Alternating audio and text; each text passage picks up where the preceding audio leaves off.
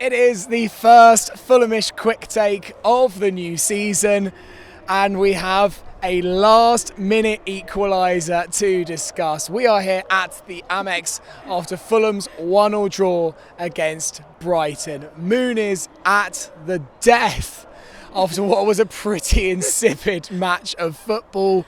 As you can hear, I've lost my voice. It has gone to heaven. Hello, Elizabeth Barnard. I'm like Loki, sorry, do you need me to take over? Like, you can't speak. I can't speak. You can't speak. Hello, Sammy, how are you? Amazing. I mean, what a terrible match of football. What an unbelievable ending. Football is so back.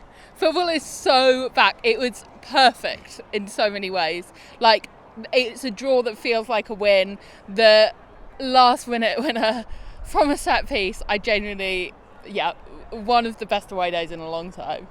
Yeah, I mean, you actually said to me after the game, you were like, I missed so many of the last-minute moments last season where I just didn't get the euphoria of Muniz's winner at Chelsea, the Brentford winner, and all of those, Southampton as well. So, yeah, how was it for you to actually get to experience one of these last-minute Fulham moments? Crazy, because I genuinely was starting to think that I was becoming like a bad luck charm, because I'd been to so many games, but I'd seen like all the bad draws and all the bad losses, and I was just like, I should stay away. Like, what is going on? How come I never ever see a win? So to see something and it be so last minute and so undeserved and smash and grab, it's incredible.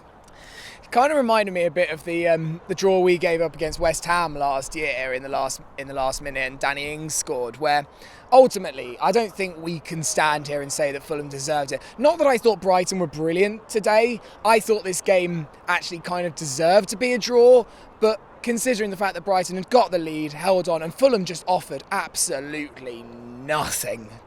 I didn't see it coming. I mean, there was an element in stoppage time where I was like, oh wow, Fulham have started to turn up, but yeah, I really just saw this petering out, 1-0 Brighton, and that really would have, I think, continued the pessimism that I think generally is extending amongst the fan base. This just lifts the mood. Yeah, it feels amazing. To be honest, I thought Brighton were better than Fulham today. Like, I think Brighton weren't amazing by any stretch, but when it looked like the score was going to be a final 1-0, I thought, like, this is totally deserved and exactly what Fulham deserve. We'd had maybe one shot on target before the goal, and we looked so insipid in an attacking sense. So to come away with what we came away with, dearie me. It is just incredible. Obviously, I think for the first 10-15 minutes, I actually thought Fulham did look good, and I think star of the show in that first half was Josh King. He got the start. It is a massive statement from Marco. I mean, you wonder what Emil Smith-Rowe must be thinking. He played his part in setting up that corner that led to the goal, so fair play to Emil for that.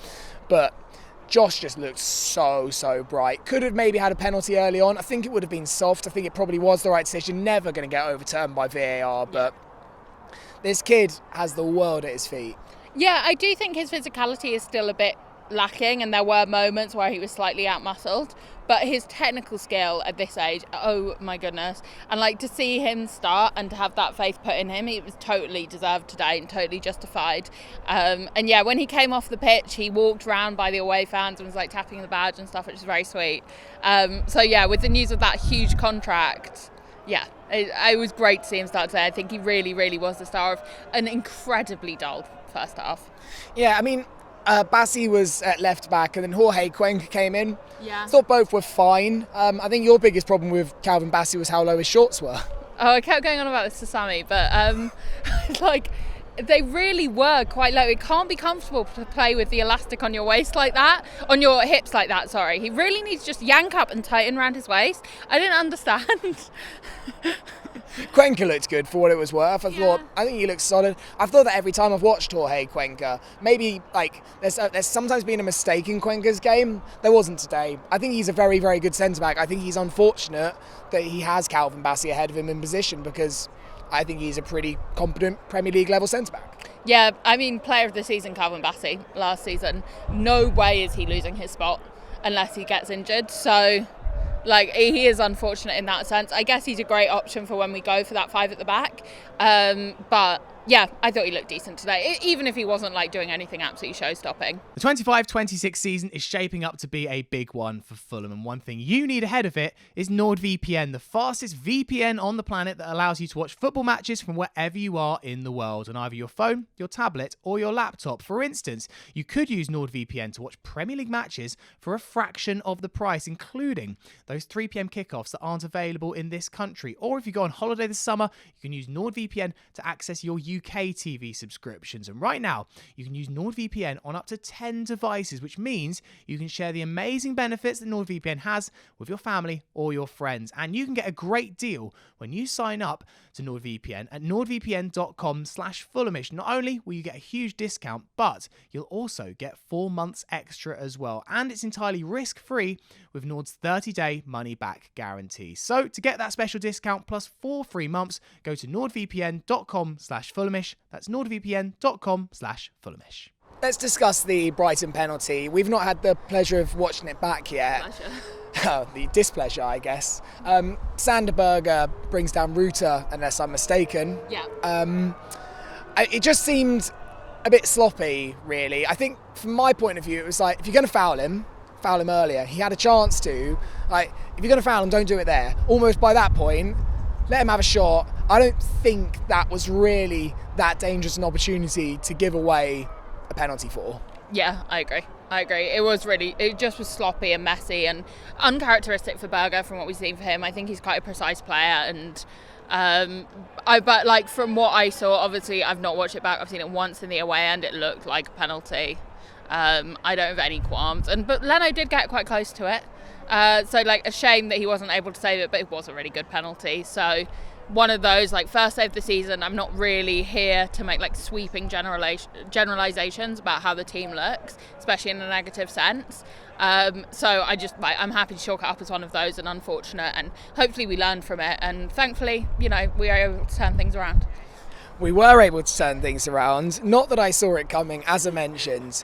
We put the cavalry on, didn't we? We made 5 subs. On came Muniz, on came Adama, on came Kearney. We brought Timothy Castagna on as well. We really tried to change it. I must admit, I thought the subs were pretty ineffective. I thought Muniz ran around, didn't do very much. I thought Adama... Well, actually, it wasn't really Adama's fault. Every time someone tried to pass to him, it seemed to go out of play, which was just not really Adama's fault. Well, I don't know, because it felt like he wasn't quite moving for the ball correctly. Like, yes, on some level, it was people misjudging him, but also the fact that it happened so consistently with Adama, I thought maybe it is a little bit. He could have... I mean, in all honesty, I think Brighton will look at some of those chances they had at 1-0, yeah. and that's where this game turned on a sixpence, right? Because it gave us a little bit of like, well, if Brighton aren't going to take their chances, and we've got 6 minutes of stoppage time here, like, that gave Fulham, I think, a little bit of belief of like, well, look, we have probably been second best here, but if you're going to miss gilt-edged chances, then we're going to go for this. Yeah, absolutely. And I think, like, for the most of the second half, like, Fulham were creating nothing at all. As I said, like, one shot on target, and it was basically a pass to Vertbruggen that was the shot. So for it to be what it was, that was really special. Let's go back in time to Harry Wilson taking a corner. We're all there in the away and thinking, like, you never know. It was a proper never know moment. Hang on, Sammy. I literally said to you, I was like, set piece magic coming up. Crystal ball. Yeah, I didn't believe, I'll be honest, but there was just something. I think it was actually maybe Smith Rowe's shot, which was very close to going in just seconds earlier. We had a great view of it. It was just deflected just inches wide. It falls to Muniz. It's a mess in the box. But it reminded me of the finish that he scored against Chelsea away. Just give him half a chance and he scores. I mean, it had to be him, right? After all of the talk in the week, all of the furore, of course it was Rodrigo Muniz, and surely that's put a few extra £1 million on his price tag. I hope so. I mean, I hope it means that he wants to stay, and like, we were both, I mean, you can tell from Sammy's voice, we were both doing our best to really sing for him at the end and like all of that. But yeah, just an incredible feeling, and we were so dejected and down and just like couldn't be bothered. We were like, why do we even get excited? I know it feels very dramatic, but like, we haven't seen this team for months, and we were really excited to be back and watching them, and be back in the Premier League, like playing games again, and it just felt, so it's not even worth it. It's so dramatic, and then for it to be how it was, and for Muniz to be the one that scored it. And you're right, because it wasn't a neat shot, it wasn't a tidy shot. I think Brighton will be really, really disappointing with their defending there, but it was half a chance and he didn't take it cleanly, but it still went in the back of the net, and that is all you can ask for. And I mean, the scenes in the away end were incredible. Things were flying out of pockets, we were all over the place. It was amazing, and also just the away concourse, which is just behind us down there, just after the match, just good. So good. And I think in terms of the wider picture, I think actually getting a draw here is really important, because you look at the next two matches. Look, I do think that we can get something up against Manchester United, but ultimately it's Man United. They have spent hundreds of millions of pounds, and already were hundreds of £1 million better than us individually as a collective. So I think just getting a point here avoids the absolute worst case scenario that you're 3-0. At least you've got something here. Even if it doesn't quite go to plan against Manchester United and Chelsea, there's no disgrace in losing those games. This gets Fulham off the mark. Yeah, absolutely. I think when we first came up in 2022, that opening day draw against Liverpool felt so massive for the same reason, because we felt we're not sure quite that we're going to get points over the next couple of games. I think we had a tricky away tie at Wolves and then Brentford at home. We weren't sure what was going to happen, but to have that marker against a really, really good team was really important. I think it does calm the nerves a little bit. And like you say, we couldn't get something against this Manchester United side, and in theory I agree, but I do just think that duck could never be broken of us against United at the Cottage. It just feels like the last one to fall. It's ridiculous how for the 3 years in a row they have won against us, even at their absolute lowest. So I mean, I don't know, I don't see it. And then obviously Chelsea, a huge derby game, and then we got Leeds and Brentford coming up, I think. So suddenly those start to feel quite touchy. But with this springboard from today, the pressure is massively off next week now, which will hopefully give us a bit more freedom. Because as we know with Fulham, when we are under pressure, we tend to not perform. So I'm just delighted, really. Well, look, thank you very much for watching the quick take, the first of the season. Let's hope that we have another 38 games, as enjoyable as that last minute. Yes. Not the other 95, but if it can be just as enjoyable as that last minute, then it should be pretty fun.